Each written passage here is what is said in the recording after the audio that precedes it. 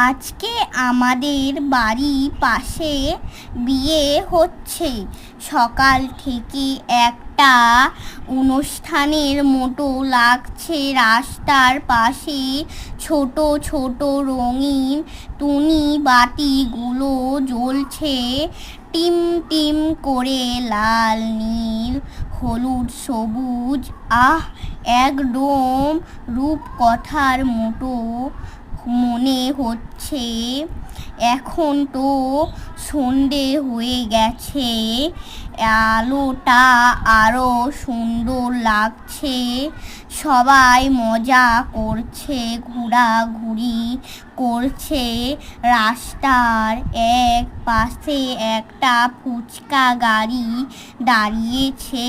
ফুচকার গন্ধে একবারেই মনটা টেনে নিচ্ছে।